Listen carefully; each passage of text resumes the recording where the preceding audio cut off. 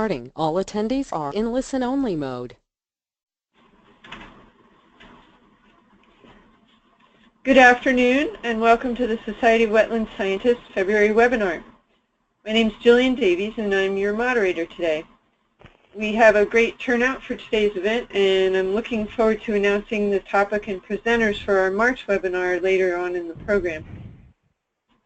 This webinar program has proven to be a great addition to our membership benefits, and I'm excited about the opportunity to provide our members with more great educational content as we move through the rest of the year. The general format of today's webinar will be a 40 to 45 minute presentation by our speaker, followed by approximately 15 minutes of questions from participants.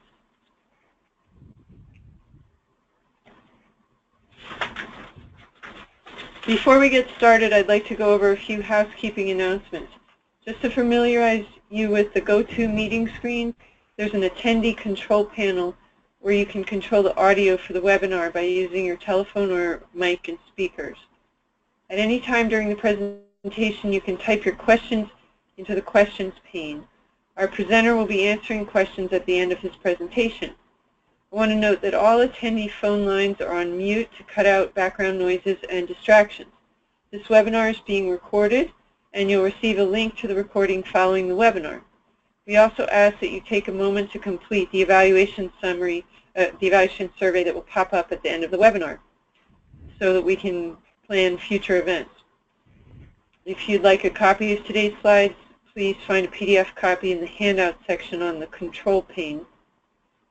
And please use hashtag SWSwebinar to tweet about today's webinar. We love seeing what you have to say about the event. So let's test the questions pane and at the same time get a little demographic information by having everyone type the state or country you're participating from and how many people are viewing the webinar with you. All right, I see Florida, Pennsylvania, Washington State, another Pennsylvania, Montana, Illinois, New Hampshire, Massachusetts, Maryland. So it's looking good. With the logistics out of the way, let's get started with our webinar. It's my pleasure to welcome today's presenter, Tim Purrington. Tim oversees a nationally award-winning division that coordinates river, wetland, and stream flow restoration projects across the state of Massachusetts. He was awarded a Governor Bradford Fellowship for Excellence in Public Administration, which allowed him to receive an MPA from Harvard University's Kennedy School of Government. Welcome, Tim, and I'll turn things over to you. Great. Thank you so much, Jillian, and thank you, everybody, for signing on, and it's great to see such a diversity of states. It's interesting when I travel the country and I talk to other people in other states or my other colleagues, I feel really blessed to work in Massachusetts in the sense that we have a strong tax base, we have a real attention to environmental issues, and restoration is definitely something that's embraced by the state government, and I feel, again, like I'm really lucky. And that's to say that everybody is in that situation. So I know that many states have different politics. There are different conditions, there's different emphasis, and where priorities lie. So this model, although it's worked well here in Massachusetts, may not be the best model for other states, but it works for us, and we're constantly trying to fine-tune it and improve it and build a program that's durable and that will last through government transitions, which are always difficult and sometimes awkward and can be very scary for staff.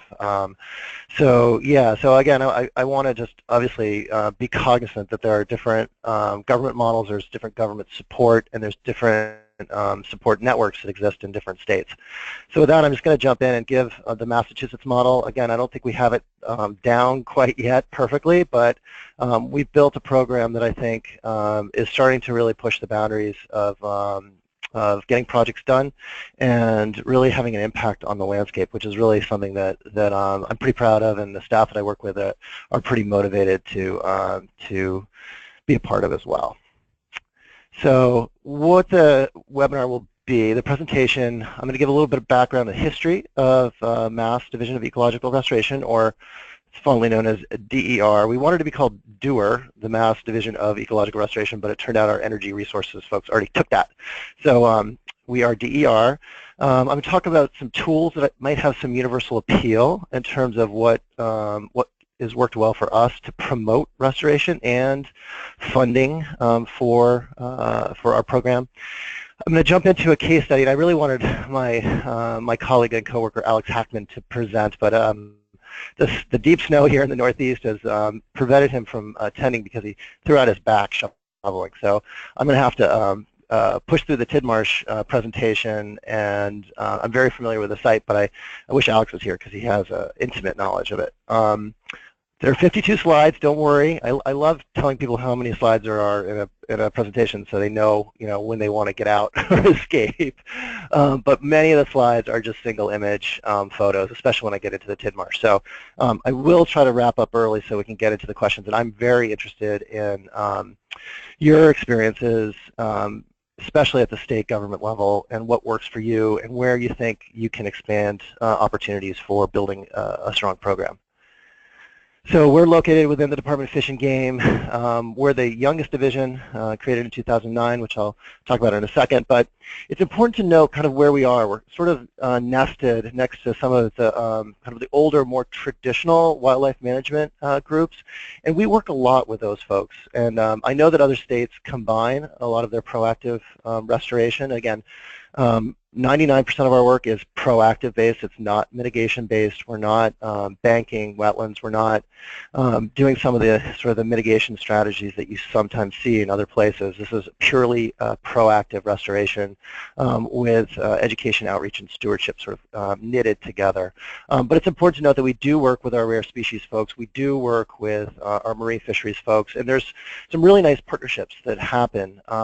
What really sets us apart, though, is that we don't necessarily have to worry about species. We don't necessarily have to worry about regulations. We're completely non-regulatory, which allows us a lot of freedom and allows us to kind of think big. Not that the other agencies don't think big, because they certainly do, but it allows us a little bit more freedom to kind of stretch and to experiment, which I think is also important. We're not sort of burdened by too many sort of regulatory kind of conditions.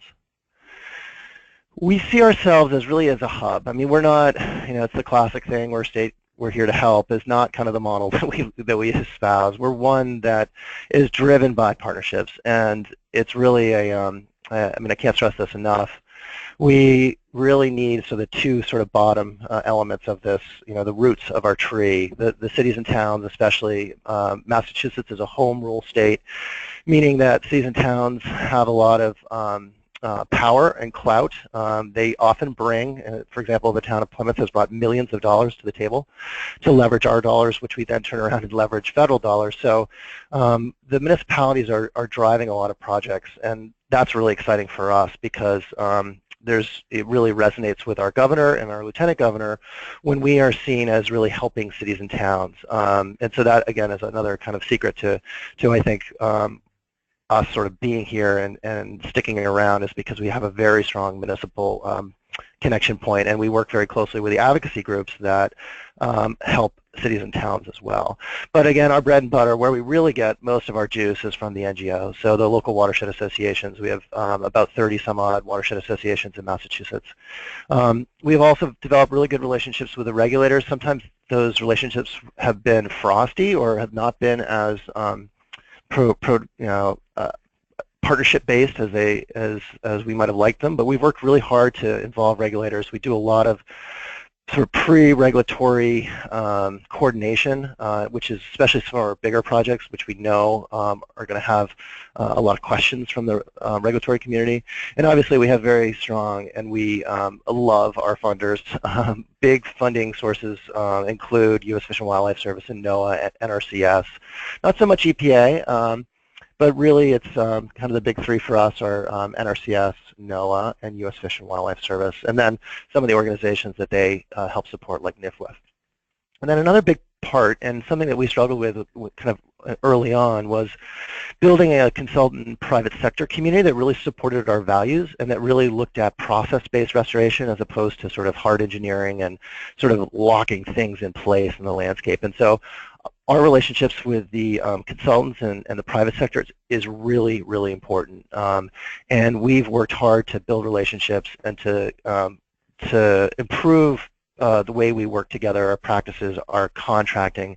And that is, it sounds sort of dry and maybe not that important, but it really is actually, because we really want to stretch our dollars. And if we have good, savvy private sector engineering groups, especially, we can really do a lot with a little. So hold on, jumped ahead. We were created in 2009, but we pushed really hard to kind of create a division of ecological restoration about 10 years prior to that. We even had, in 2002, an Office of Aquatic Ecosystem Restoration was created, and then we had a new governor who eliminated it within months. But we didn't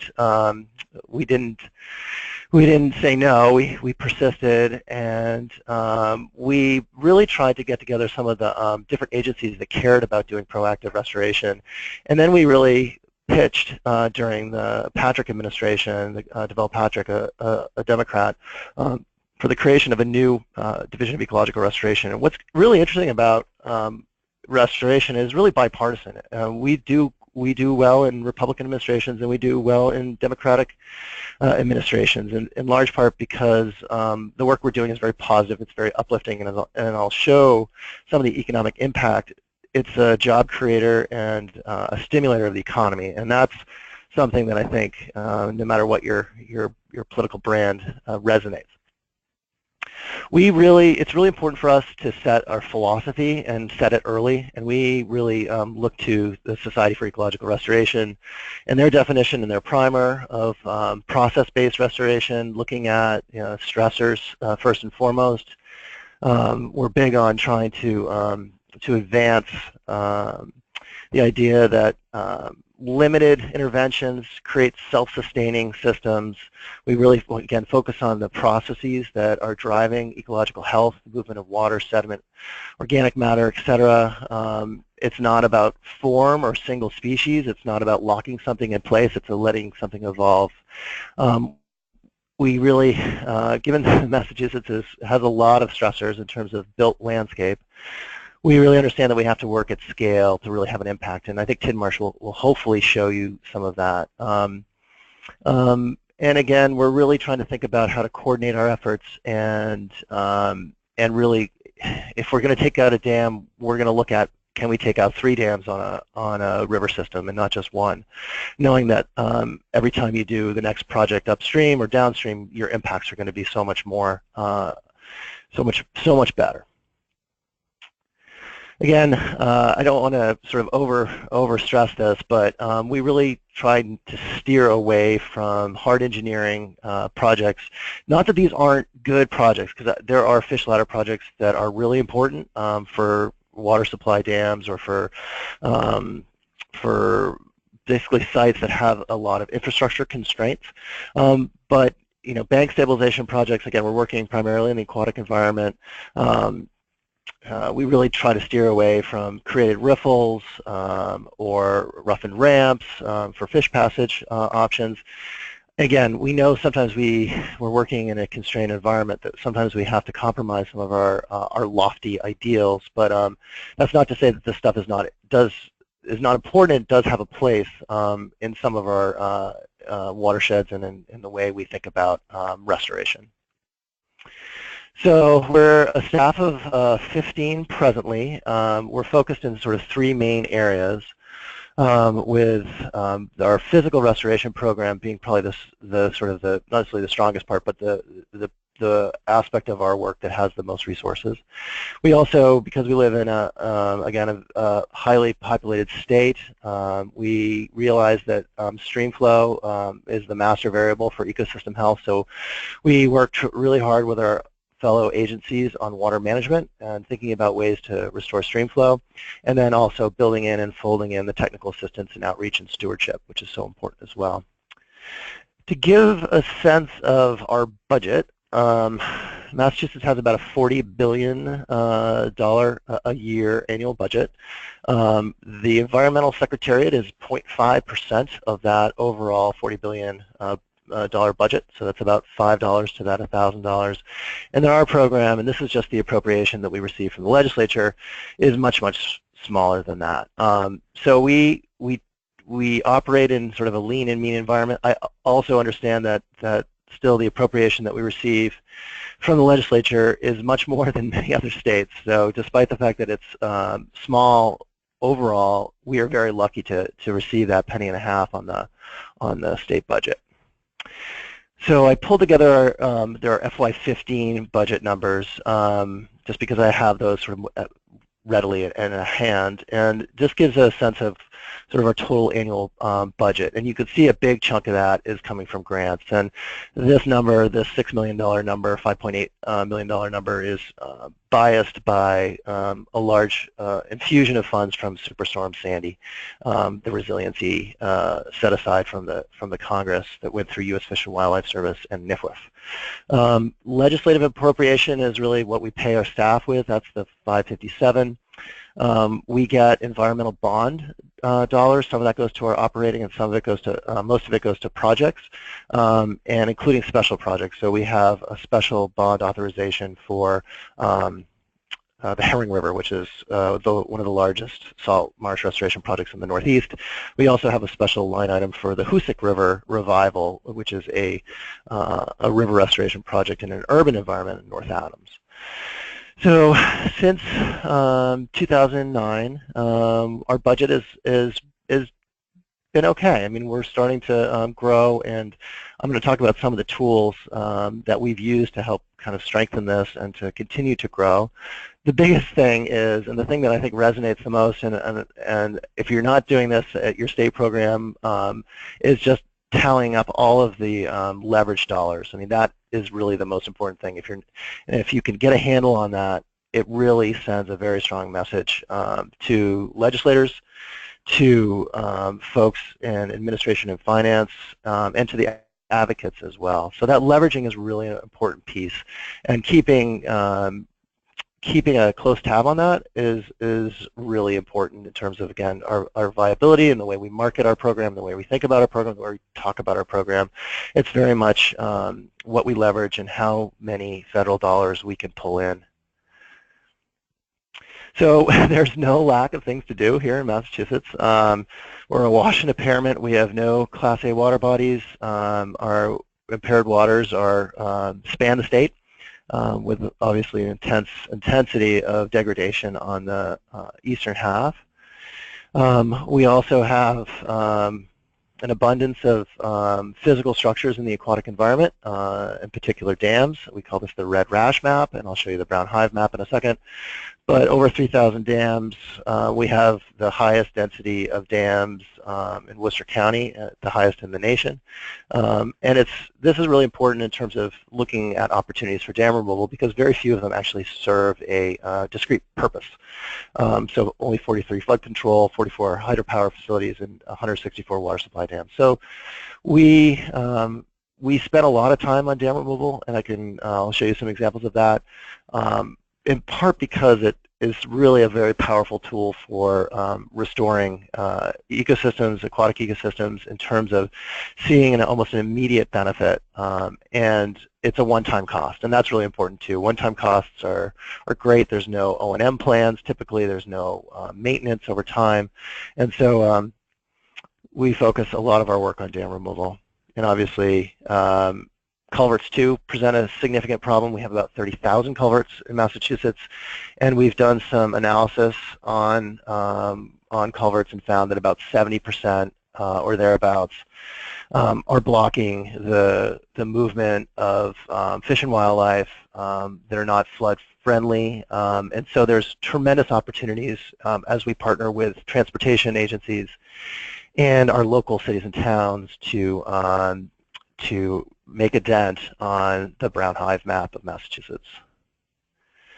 So we have about 60 ongoing projects right now. You'll see that there's a focus of, again, on wetland and river systems with with some work also on stream flow restoration. We've completed about 60 projects, about 2,000 acres of coastal wetland restored, which, again, we're a small state, and most of our projects are about, our salt marsh restoration projects are about 20 to 30 acres in size. So we have to do a lot of those little projects to get up to those bigger numbers. We're up to 48 dams removed. You may have seen the American Rivers report that just came out on dam removal for 2016.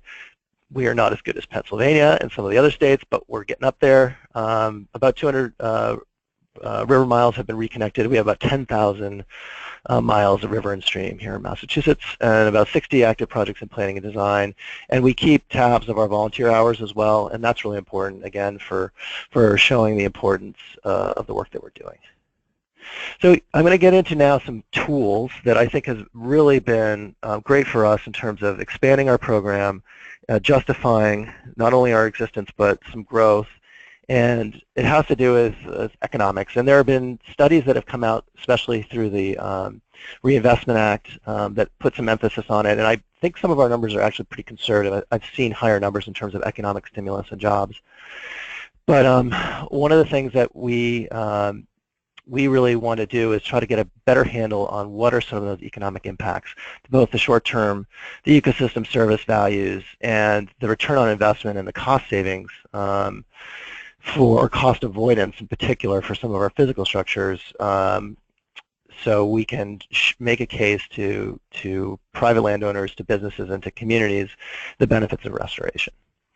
So in 2011, we brought on industrial economics to look at 4 of our projects in detail, and found that the job and economic activity sectors were pretty sort of high-end, fairly technical jobs that are created and sustained.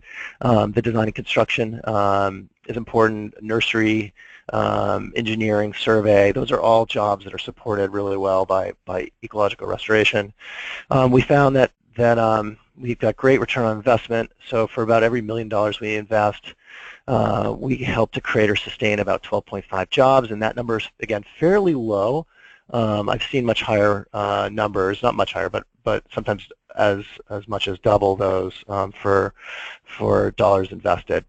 And those numbers are mostly from in-plan analysis, if you have a familiarity with some of the tools that economists use. We really think, again, it's really important, and I mentioned it earlier, to have a strong, vigorous, and healthy private sector that supports our work. We have no in-house engineers. We have project managers, typically, that are managing contracts, managing engineers, overseeing their work. And it took us a while to build up a really strong roster of pre-qualified vendors, and we have the ability to do that. Most states, if not all states, including municipalities, can bring on pre-qualified vendors, and we had a pretty rigorous review and request for proposal process, and we review that every about 5 years, knowing that some firms are anxious to get on, so we provide opportunities for them to come on, and sometimes we have to release firms because of quality issues. So that is really important for us. Again, having strong engineering, interdisciplinary especially, that can bring in both ecologists, biologists, and engineers is really important to us. We're starting to work more with the landscape architecture community, which is also really interesting too, because especially we work in urban environments, and I think there's great opportunities within the landscape architecture community too to have them emphasize and sort of become advocates for ecological restoration. We also have firms that we have on our master service agreement for mediation. We don't like to use them. Sometimes we have to, and we get into a sticky project or where there might be some land use confrontations, for monitoring, for survey, for historical, and for economics. And again, the economics firms are some of the folks that have helped produce some of the numbers that I'm going to show you. Ecosystem services, we have really just scratched the surface in terms of looking at our projects and the ecosystem service values that they bring. And luckily we've done this for a while, so we can actually draw on a fair bit of projects to get a sense of, again, what are some of the benefits?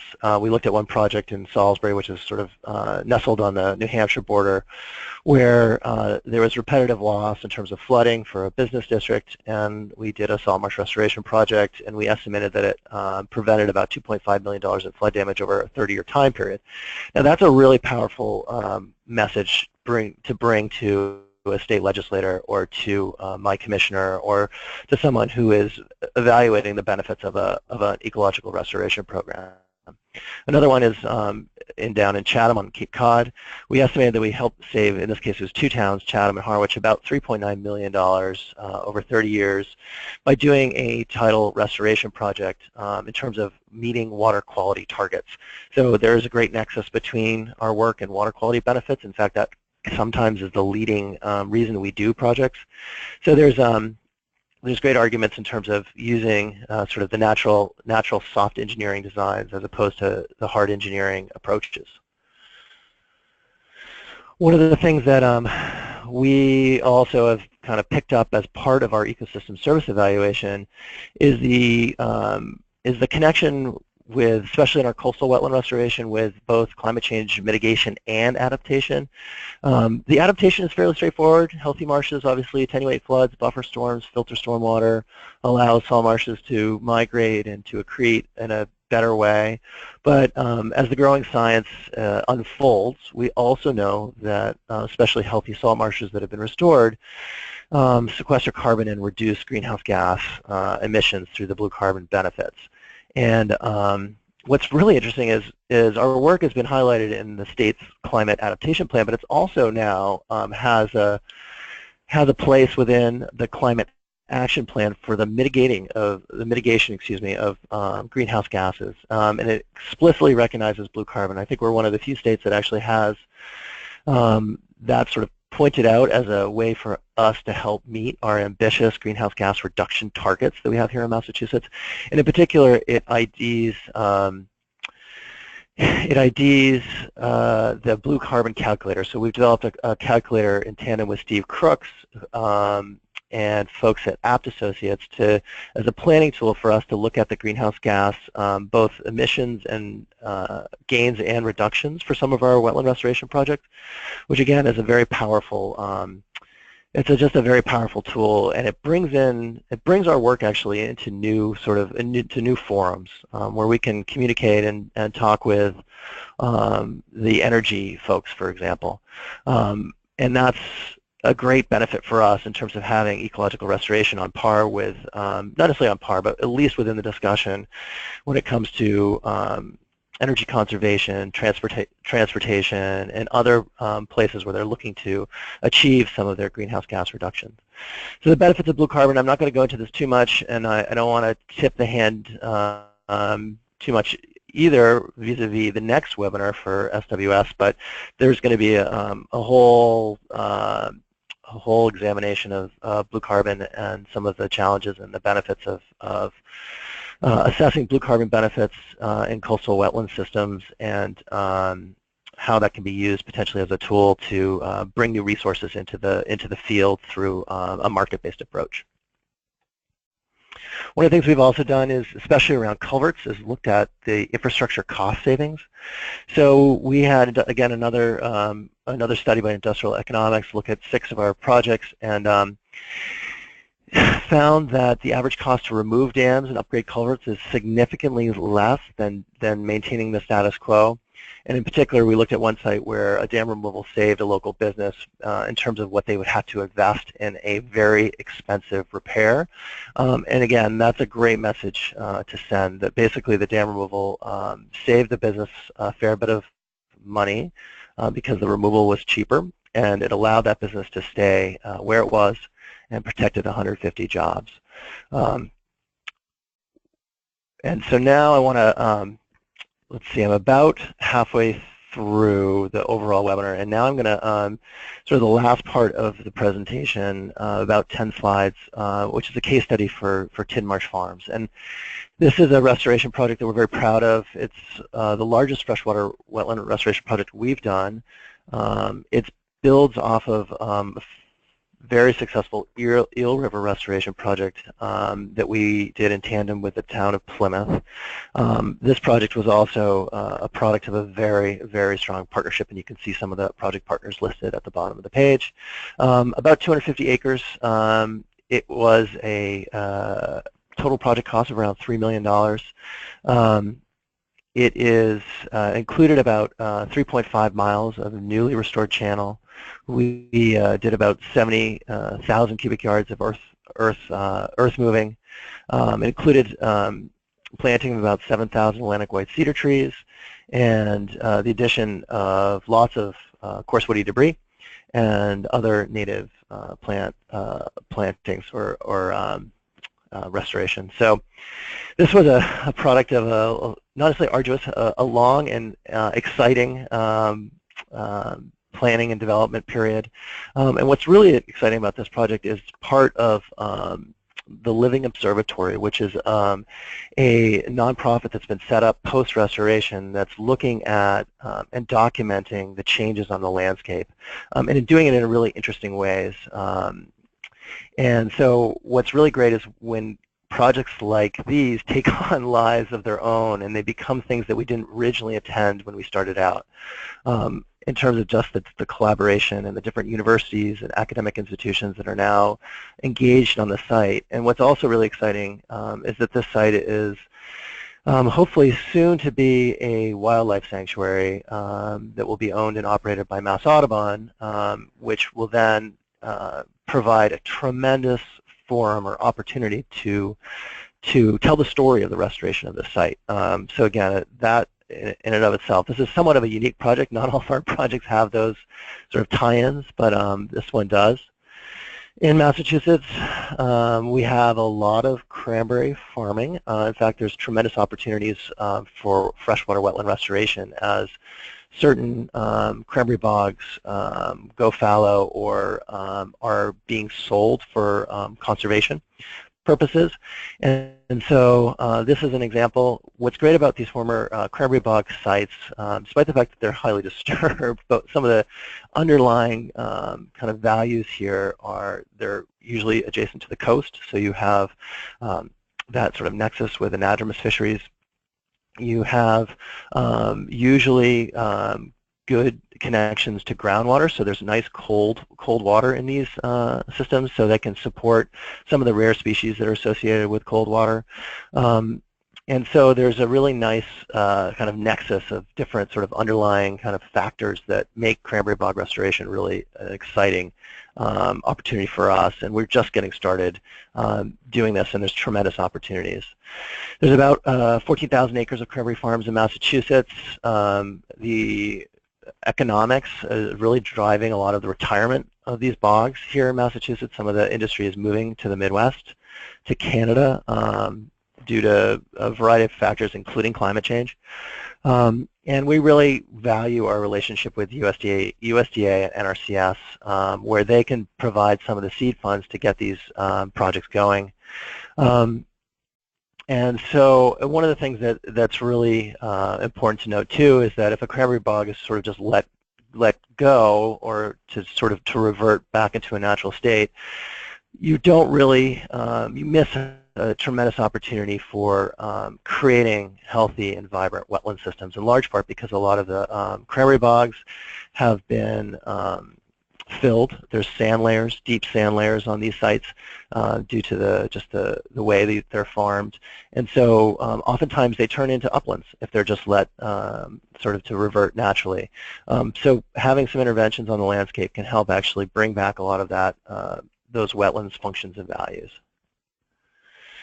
And again, as I mentioned, the Tidmarsh project drew off of our experiences on Eel River, which is turned out to be one of the largest Atlantic white cedar restoration projects in the Northeast, with 17,000 Atlantic white cedar trees planted, mostly in the upper bog sections.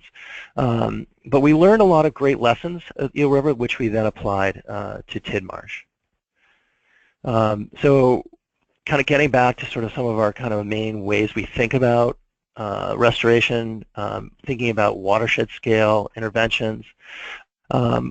this is a fairly typical small coastal watershed here in Massachusetts, about 5.4 square miles.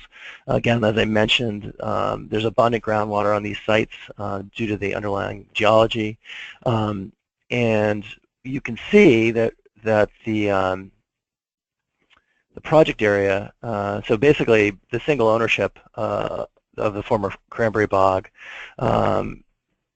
comprises a fair bit of actually the watershed area, and the opportunities where we actually could work on the landscape were a large part of the actual land holdings of Gloriana and Evan, who were the private owners of this site, that embraced the restoration and were the strongest advocates and now are running the living observatory component of the restoration.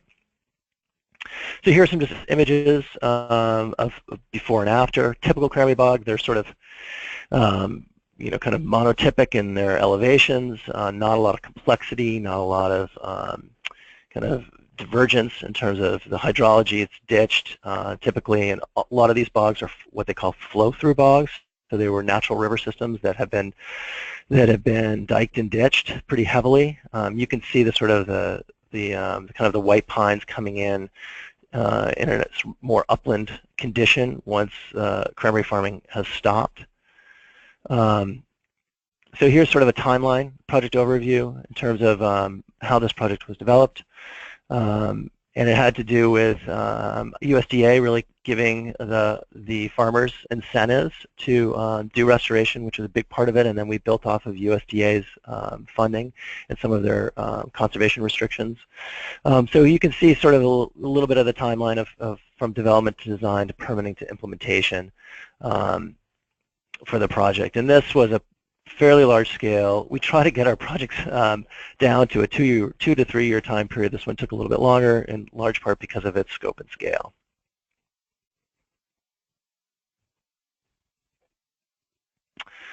So here's some examples. Again, one of the things with cranberry bogs is that they're artificially elevated in terms of putting excessive layers of sand, and there's also contamination issues that we have to deal with some of the material that's laid down on top of cranberry bogs. But here are some examples of trying to get at that groundwater. It's either by reducing elevations or breaking up and creating sort of pit and mound type environment with microtopography, leading to expressions of groundwater, which are really important. A lot of additions of coarse woody debris. What was great about some of these projects is that we could tie them into projects. In this case, a lot of the wood came from a wildlife management area, so our sister agency was doing work in terms of clearing forest for successional habitat, and we could use the woody debris on the bog surface during restoration, which was a great synergy. One of the things that we found in these sites is that, and this is a time lapse, there's really often not a lot of need to do a lot of native seed planting, although in this case a whole nursery was created around this project, which was a pretty exciting component, a wetland plant nursery. But there is usually a fairly dominant seed stock that exists, but sort of kind of waiting to be released within the system, and you can see the progression in a 6-month time period, greening up pretty quickly.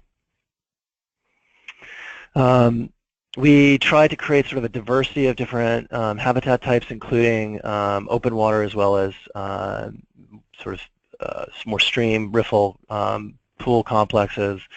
And it's interesting, a lot of the design was actually built on ground penetrating radar and other ways of sort of looking at the site. So a lot of these features on the landscape were built not only on ground penetrating radar and looking at where there are expressions of groundwater, but also looking at historic maps. So we knew a little bit about what the site was prior to the farming.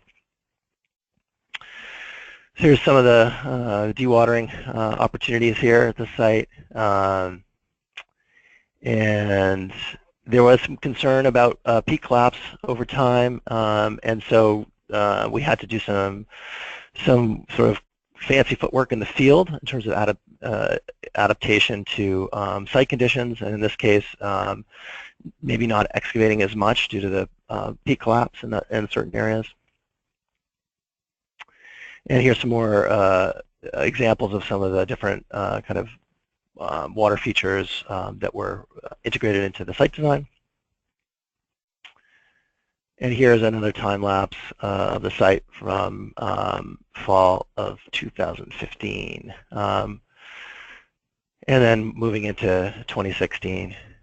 And the site was just recently completed in the fall of 2016. And again, just a few more photos. And again, it's interesting seeing the pre-restoration versus the post-restoration, how quickly things changed in this site. And the monitoring that's going on here is really fairly intensive, looking at many variables from fish passage to water quality to greenhouse gas emissions. It's going to be really interesting to see how many papers come out of this restoration. Again, some more post-restoration imagery. So this is basically concludes my talk, and I just wanted to really to kind of sort of finish with a sort of plea to tell the story of restoration. And sometimes these stories are really powerful. They're really they really have a important mark on a community. This is an example of a dam removal project that we did, and this quote was just great. It was just like we could not have said it better ourselves. This is especially true when we do dam removal projects. Dams are often really important sort of cultural landmarks. A lot of our town seals here in Massachusetts feature a dam on them and a mill. And so if we can kind of shift the dialogue and tell the story of rebirth, of revival, I think that goes a long way, as much, if probably not more, than some of the monitoring results we might get in sort of the biological, physical, and chemical changes we see on a site. So I wanted to just leave you with that and let you know that we really see a really bright future for the work that we're doing, in the sense that we can fit a lot of our work into the climate change resiliency discussions.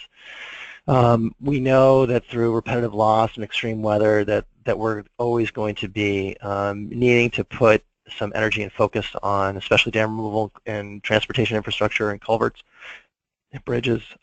For us here in Massachusetts, we're taking advantage of some of the shifts in land use, in particular the change in the agricultural industry around cranberries. We're starting to see that some of the regulations are supporting some of the work that we're doing, which is great. We even worked with regulators here in Massachusetts to create a special, for lack of a better term, exemption, a limited project for ecological restoration projects that qualify, that meet a lot of our sort of process-based goals.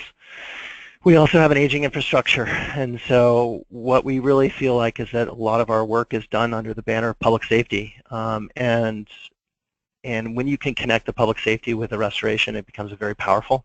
And as I mentioned, as I kicked off the talk, we really see restoration as a bipartisan issue. It's positive, it's uplifting, it's tangible. Even if you're not, even if you can't talk about climate change, the return of fisheries, supporting local industries, are all really important to advance the work that we all care about very deeply. So that's it. Here's my contact information. Follow us on Twitter. That's our Twitter account. And I really am curious to hear from you and to hear what your states are doing to help support ecological restoration. And I wanted to also emphasize that this model works for Massachusetts, but Massachusetts is also a unique state, as all of our states are. We are blessed with having resources and a proud sort of tradition of conservation that's blended really nicely or morphed really nicely into restoration. Some of the earliest land trusts are here in Massachusetts. Some of the first regulations around wetland protection were here in Massachusetts. So we have a long, proud tradition where I think restoration can really flourish, and we learned a lot through our land trust partners and through sort of the wetland preservation folks. So I think with that, I'd like to conclude and hear from you. And this is Jillian again. Feel free to type in your questions in the answer pane. So just to start things off, here's a first question. Given the substantial changes in Washington, D.C., how do you see your work adapting? There are changes in Washington? I didn't know that. So one of the things that I've been really interested to see is whether or not this administration is going to really support infrastructure investments. And we are really teed up nicely for any of those infusion of dollars towards infrastructure. Given the fact that we work, we have a heavy suite of projects that relate to aging dams or for undersized culverts. I'm really excited about where there might be some opportunities to take advantage of infrastructure funding. In particular, we have projects out in Western Mass, for example, where there are aging flood chutes that were built by the Army Corps of Engineers in the 1920s, 30s, 40s, and 50s, where they are way past their design life. So I know that there's going to be a lot of questions and a lot of uncertainty initially, but we are basically ready to go. We have a list of infrastructure improvement projects that have a really strong nexus with the restoration, and we're really hoping to capitalize there in terms of taking advantage of those investments under this new administration. So that's just one way I think we can really take advantage of some of the things that we're hearing from DC. We will see if they take place, but we're ready if they are. Great. And the next question is the funding for the restoration strictly for publicly owned land? Are funds made available for private landowners? So we have access.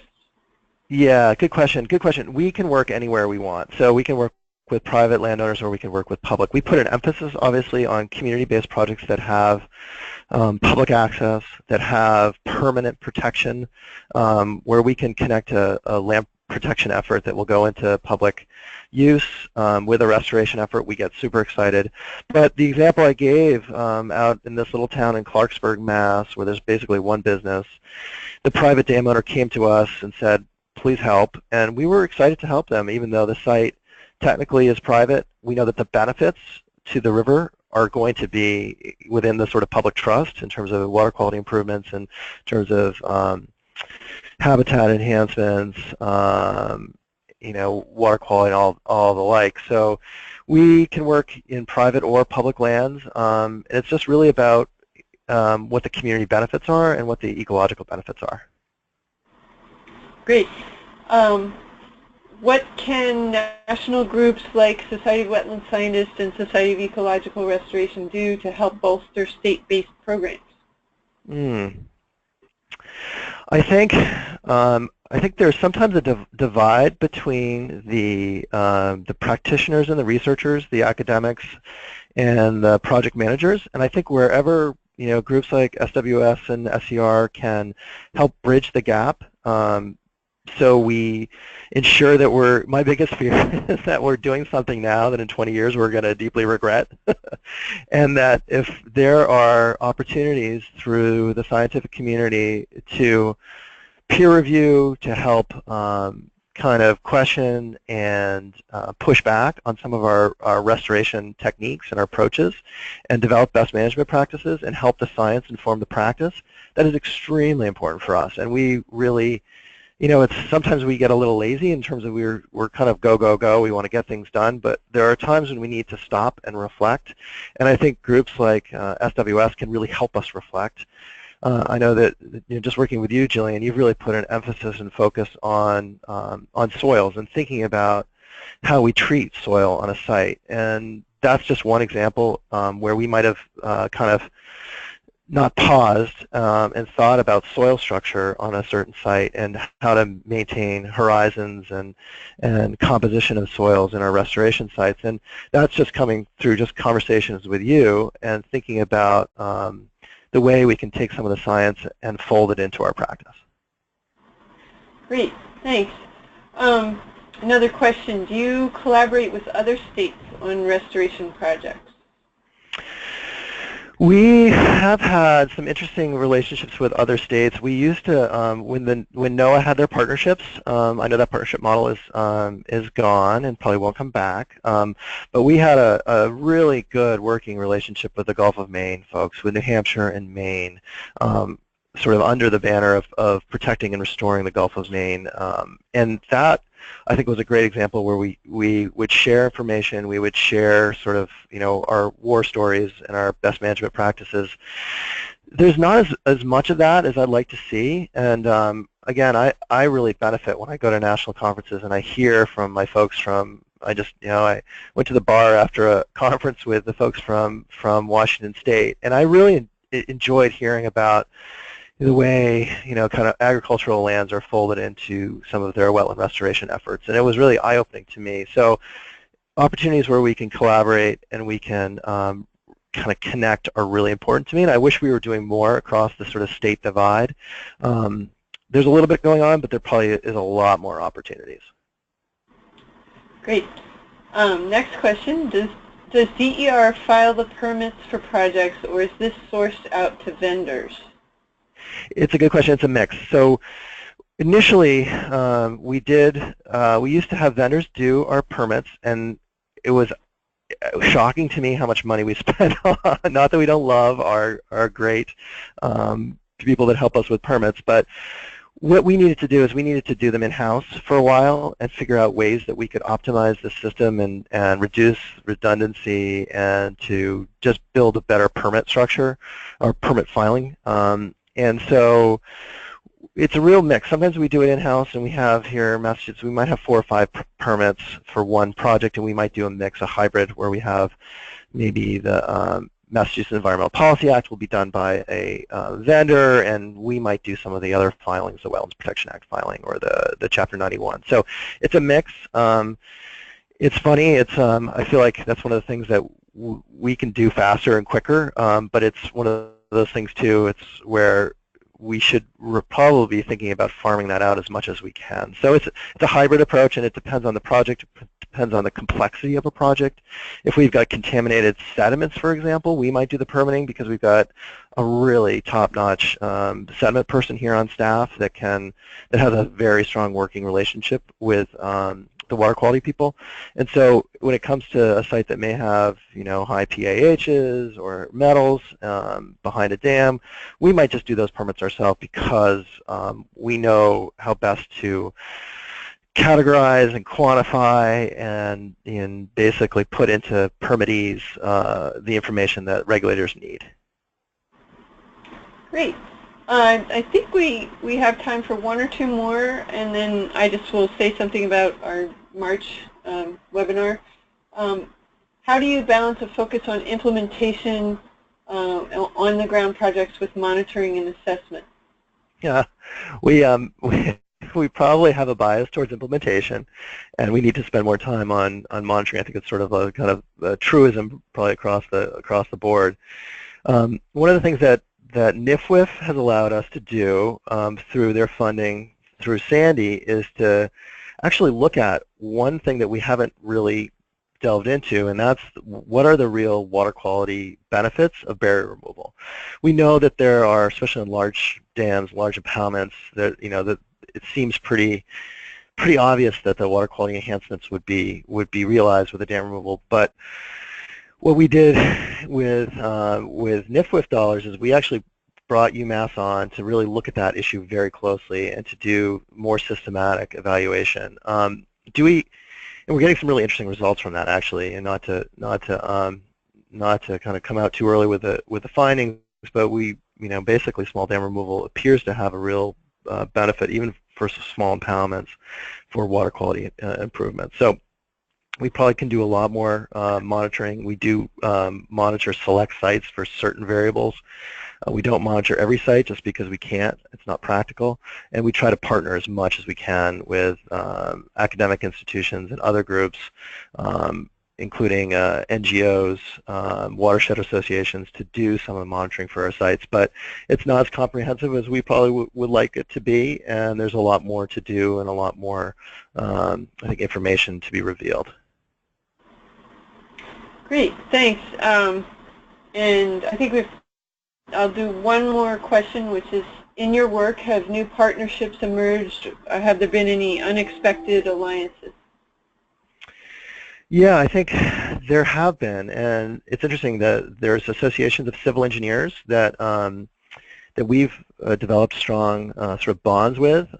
We came together to help with some legislation that would help support dam removal and dam repair as well as seawalls, and that was really an alliance that was kind of allowed us to connect with the civil engineering groups, and that was an alliance or a group that I never really connected with in the past, and they turned out to be terrific advocates and great at seeing sort of the big picture and the need for restoration, and so that might be an alliance that was a bit unexpected and didn't realize was really motivated around our work. So that's one, I think, just one example. We need to forge better alliances with the private sector for sure. In Massachusetts, we have the Corporate Wetland Restoration Partnership, which could be expanded and strengthened. So yeah, I would say that that's one example, but there are probably many other partnerships that we're not actually forging that could really benefit us. Great, thanks. Okay, so please mark your calendars for our next webinar. The March webinar will be on Thursday, March 16th at 1 p.m. Eastern Time. You can register for it now with our upcoming webinars page. We're always looking for future webinar presenters and topics, so if you're interested in presenting an SWS webinar or have a topic of interest you would like to see us cover, please indicate this in the evaluation survey that you'll receive after the conclusion of the webinar, or you can contact the SWS headquarters. And